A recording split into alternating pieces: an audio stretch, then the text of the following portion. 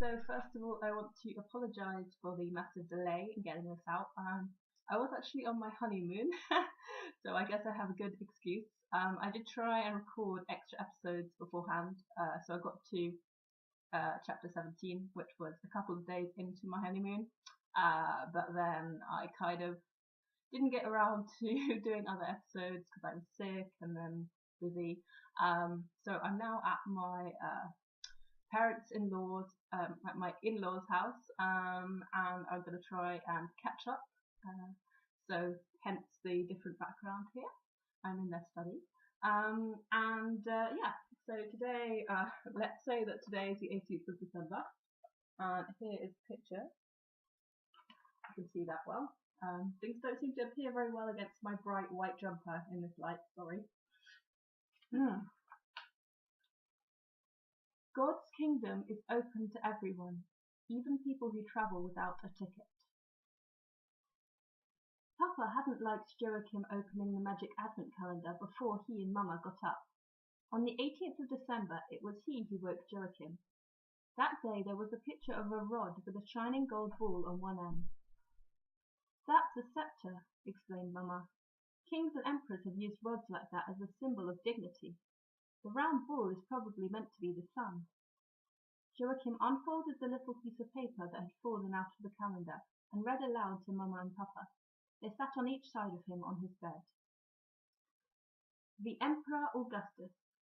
A strange procession swept through Thrace towards Constantinople on their way to Bethlehem. 500 years had passed since Jesus was born in a stable, swaddled in a piece of cloth, and placed in a manger because there was no room for Mary and Joseph in the inn. But that old story was already familiar in large areas of the world. They stopped in front of one of the city gates that was guarded by soldiers. The soldiers drew their swords and raised their spears as soon as the first sheep reached the gate. Then the angel Seraphiel flew up beside the sheep and placed himself between them and the soldiers. "Be not afraid," he said. "We are on our way to Bethlehem to pay homage to the Christ child. You must allow us to pass." The soldiers dropped their weapons and threw themselves on the ground. One of them signalled that they could pass through the city gate. Soon all the pilgrims were inside the solid city walls. It was early in the morning, and the city was not yet awake. The procession of pilgrims stopped on a hill with a good view of the harbour and the Bosporus, which divides Europe from Asia. The Sound was so narrow that they could see across to the other side. "The time is 495, said Ephraim. "Originally the city was called Byzantium, but in the year of our Lord 330 it was made the capital of the Roman Empire by the Emperor Constantine. First he called the city New Rome, but it was soon given the name Constantinople. After that the city took back the old Greek name, Byzantium. In just under 1,000 years, in 1453, the city will be conquered by the Turks, and they will give it the name Istanbul." "Had the soldiers heard about Jesus?" Elizabeth wanted to know. "We can take that for granted. The Emperor Constantine made Christianity a lawful religion in the Roman Empire as early as 313. He was baptized himself just before he died. Some years later, in 380, Christianity became the state religion throughout the Roman Empire." "However do you manage to remember all the dates?" asked Elizabeth. "I only have to follow the angel watch," replied Ephraim. "Since we don't have to bother about all those seconds, minutes, hours and days, it's not so difficult to remember the years. Another date we must notice is the year 395, exactly 100 years ago. That was when the Roman Empire was divided, and Constantinople became the capital of the Eastern Roman Empire." The angel Seraphiel came up. He pointed at a beautiful church. "That church is called a basilica," he said. "We must get across the Bosporus," said Quirinius. "Then it's not very far to Syria. Dixie." Joshua thumped his shepherd's crook on the ground. "To Bethlehem! To Bethlehem!" They ran down through the city, and before long were standing on the furthest point of the Golden Horn. At the edge of the quay, they were met by a magnificent man in colourful clothes and with a glittering sceptre in his hand. In the other hand he was holding a thick book. Imperial was already airborne in order to say, "Fear not," but the handsome man took no notice of the cherub. He came straight towards them.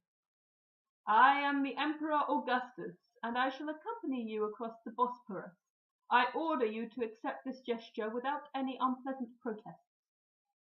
He showed them a boat with several large sails. The sheep had already begun to jump on board. "Then you are one of us," said Ephraim. Elizabeth turned to the angel and said, "I didn't know that the Emperor Augustus was a Christian." A mysterious smile passed over the angel's face. "But the old Roman emperor has been taking part in the Christmas gospel as a kind of stowaway for many centuries, and God's kingdom is open to everyone, even people who travel without a ticket." Elizabeth thought the angel's words made heaven even bigger than she had imagined. She hid what he had said in her heart. Soon the large company were over on the other side of the Bosporus. As they landed, Elizabeth greeted the Roman emperor and asked what kind of book he had under his arm. She thought he was going to say it was the Bible, or at any rate a hymn book, for heaven could surely demand this much of an old emperor who had suddenly decided to go along with them to Bethlehem. But the Emperor Augustus said, "It is the sacred census." He said no more. He was so handsome and so proud that he clearly did not like talking for too long at a time, or at any rate not to little girls. Elizabeth thought that was a bit odd, for surely it didn't happen every day that a Roman emperor was able to greet a girl who had run off after a lamb who had escaped from a store in Norway and headed for Bethlehem. Joshua struck the ground with his crook and reminded them where they were going, but they hadn't run very far before they stopped on a hill above the town of Ch18. The town was teeming with priests. They were like a swarm of bees. Elizabeth was astonished, in fact almost scared, to see so many priests at once. "Fear not," said the angel Seraphiel. "The time is 451 years after the birth of Jesus, and the biggest conference in the history of the Christian church is being held down there. The town is called Chalcedon, and the priests and bishops from the whole of the Christian world have poured in." "What are they talking about?" Elizabeth wanted to know. The angel laughed. "They're trying to reach agreement about correct Christian doctrine." "Are they going to agree?" "After long discussions, they'll finally make a declaration that says that Jesus was both God and man, but they're discussing a great deal else as well. Some of them are so eager to find out what is the correct belief that in their haste they forget what is most important." "And what's that?" asked Elizabeth. "That Jesus came into the world to teach people to be kind to one another. No other lesson is more difficult for a human being to learn, or more important. It's not as important to know how many angels there are in heaven, or whether God has a splinter in his little finger." "Has he really got one?" "It doesn't matter, I told you. It's far more important to see the beam in your own eye." Elizabeth found that very difficult to understand, but she hid the angel's words in her heart. Perhaps she would understand them better another time. The two wise men were clearly not entirely satisfied with what the angel had said. "It is, strictly speaking, not necessary to believe in angels at all," said Caspar. "Many people believe that such concepts have very little to do with what Jesus wished to tell us. The angel stories may only be fairy stories," added Balthazar, "but that Jesus wished to teach humans to be kind to one another was no fairy story." Only now did Ephraim begin to argue. "We angels are not used to using such strong words," he said in a gentle voice. "All the same, I must say that is one of the silliest things I've ever heard, at least on this pilgrimage. You should be ashamed of yourselves, both of you. Or you should stay in the Orient and not start wandering westwards with such irresponsible talk." "Yes, indeed," added Imperial. "You should be ashamed of yourselves, both of you. I'm offended." The next moment Imperial did something Elizabeth thought angels in heaven would never do. He put his hand in front of his offended face and thumbed his nose at the two wise men from the Orient. "Bah to you," said the cherub. "Yes, indeed." A certain nervousness began to spread among the godly company. The angel Seraphiel unfolded his arms to show he was not carrying any weapons. It's easy to lose courage when even your nearest and dearest lose faith in you.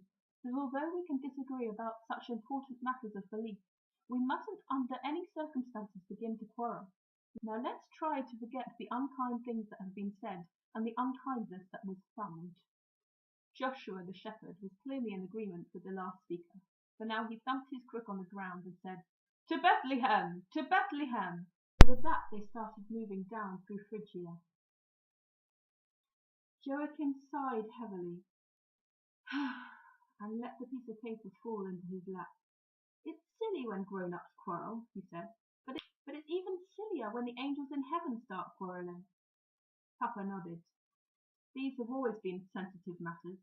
It's not the first time people have got cross because of a discussion about angels." "But they didn't disagree so very much," protested Mama. "The angels and the wise men agreed that the most important lesson Jesus wanted to teach people was that we ought to be kind to one another, and that can, in fact, be much more difficult than believing in angels." Papa opened the atlas and pointed out Constantinople, which is called Istanbul today, also the narrow Bosporus Strait, where the Emperor Augustus had taken them across by boat. In the pancake book he found the old city of Ch18, where all the priests had met in order to discuss what Christian doctrine was. Now the pilgrims had arrived in Asia. When Mama came home from work that afternoon, she had a large envelope full of newspaper articles. She had been to the library to get copies of everything that had been written in the newspapers when Elizabeth Hanson disappeared in 1948. The family sat round the coffee table, reading the old newspaper cuttings. They examined the picture of Elizabeth Hanson carefully. Mama took down the photo of the grown-up Elizabeth from the mantelpiece and began to compare the pictures. Could the two pictures be of one and the same Elizabeth? "Both of them have fair hair," said Mama, "and I think they've both got a slightly pointed nose, too." "Impossible to tell," snorted Papa. He was more interested in the disappearance. As he read the old newspapers, he said, "Her mother was a teacher. Her father was a well-known journalist. Only her little knitted hat was found when the snow melted a few months later in some woodland. Otherwise, the police had no clues at all." "They hadn't read the magic advent calendar," said Joachim. "Even if they had, they couldn't have arrested an angel," laughed Papa. After Joachim went to bed later that evening and Mama and Papa had said good night, he put the light on again. It occurred to him that he hadn't looked at the large picture on the outside of the advent calendar for several days. That was because most of the doors in the calendar had been opened, so he closed them. Then it happened again. The picture showed Mary and Joseph leaning over the baby Jesus in the manger. In the background were the wise men, and the angels descending through the clouds to tell the shepherds in the field that Jesus was born. High up on the left side there was a picture of two men in fine clothes. Unlike all the others, they were standing with their backs to the scene. Joachim had seen them before, and now he was quite certain that they were supposed to be Quirinius and the Emperor Augustus. But only at this moment did he notice that the Emperor was carrying a shining scepter. Had he been holding a scepter in his hand ever since Joachim was given the magic advent calendar in the little bookshop? Or had the scepter drawn itself in? And that is the end of chapter 18, and I will see you guys tomorrow. Bye.